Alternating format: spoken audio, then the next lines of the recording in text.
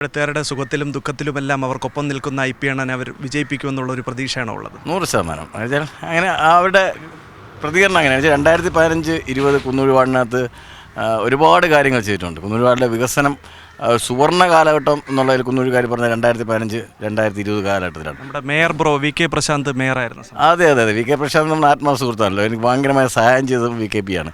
അപ്പോൾ ഇവിടെയുള്ള ജനങ്ങളുടെ വിഷയം മനസ്സിലാക്കി അവർക്കുള്ള ക്ഷേമകാര്യത്തിനായാലും ശരി തന്നെ വികസന കാര്യത്തിനായാലും ശരി തന്നെ എല്ലാ കാര്യത്തിനും പ്രവർത്തിച്ച് കൂടുകയാണ്. പക്ഷേ എനിക്കിപ്പം ഇന്ന് പ്രചരണത്തിന് ഇറങ്ങുമ്പോൾ ഈ ബാട്ടങ്ങൽ പ്രദേശത്ത് പ്രചരണത്തിന് ഇറങ്ങുമ്പോൾ കണ്ട ദയനീയ അവസ്ഥയാണ്. വേണമെങ്കിൽ നിങ്ങൾക്ക് നേരിട്ട് അവിടെ പോയി നോക്കാം.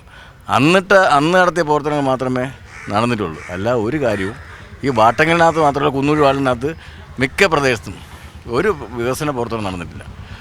അപ്പോൾ അത് ഒരു വല്ലാത്തൊരു വികസന മുരടിപ്പുണ്ടോ? അതാണോ പറയുന്നത്? 100% വികസന മുരടിപ്പ്.